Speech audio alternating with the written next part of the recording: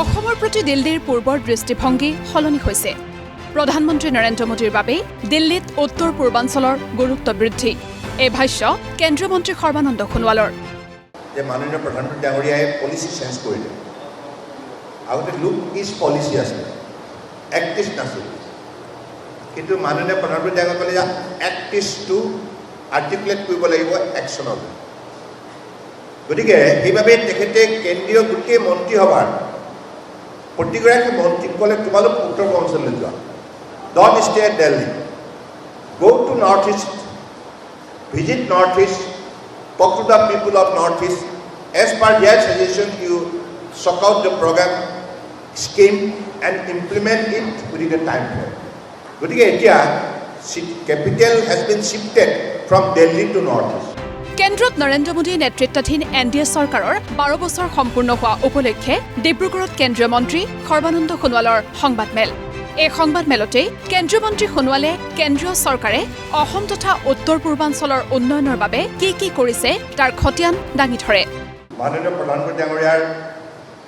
এই কাৰ্যকালত এতিয়া 5,000 কোটি টকা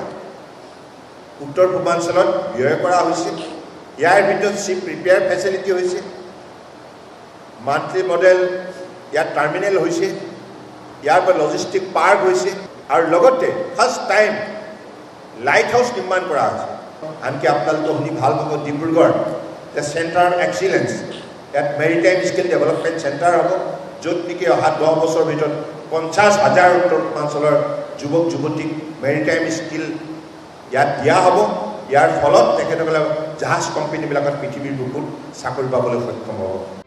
প্ৰধানমন্ত্ৰী নৰেন্দ্ৰ মোদীৰ সবল নেতৃত্বৰ বাবে দেশৰ অৰ্থনীতি শক্তিশালী হৈছে বুলি উল্লেখ কৰি কেন্দ্ৰীয় মন্ত্ৰী সৰ্বানন্দ সোণোৱালে কয় যে পূৰ্বৰ ভাৰত আৰু এতিয়াৰ ভাৰতৰ মাজত আছে আকাশ পাতাল পাৰ্থক্য আজিৰ তাৰিখত আমি যিখন ভাৰত ৰাষ্ট্ৰ পাবলৈ সক্ষম হৈছোঁ এই ৰাষ্ট্ৰখনৰ আজি 12 বছৰ আগৰ যদি দৃশ্যপট আপোনালোকে প্ৰত্যক্ষ কৰে পৰ্যালোচনা কৰে তেতিয়া দেখিব যে সম্পূৰ্ণৰূপে ভাৰাক্ৰান্ত হৈছিল শাসন ব্যৱস্থাৰ নামত কেৱল দুৰ্নীতি ভ্ৰষ্টাচাৰ এইবিলাকে মানুহে প্ৰত্যক্ষ কৰিছিল তিক্ত অভিজ্ঞতা তাৰ পৰা বটুলিছিল গতিকে নতুন আশা আকাংক্ষালৈ মানুহে জীয়াই থকাৰ কোনো সুবিধা নাছিল কিন্তু আজি তাৰিখত উঠি অহা প্ৰজন্মই নিজৰ জীৱনটো গঢ় দিবৰ বাবে বিভিন্ন পথৰে অগ্ৰসৰ হ'ব পাৰে এই সংবাদমেলতেই কেন্দ্ৰীয় মন্ত্ৰী সৰ্বানন্দ সোণোৱালৰ ঘোষণা অসমত অনুপ্ৰৱেশকাৰীৰ স্থান নাই খিলঞ্জীয়াৰ সুৰক্ষাৰ বাবে উচ্ছেদ অভিযান চলি থাকিব ইতিমধ্যে অসম চৰকাৰ বা ভাৰত চৰকাৰৰ স্পষ্ট পলিচি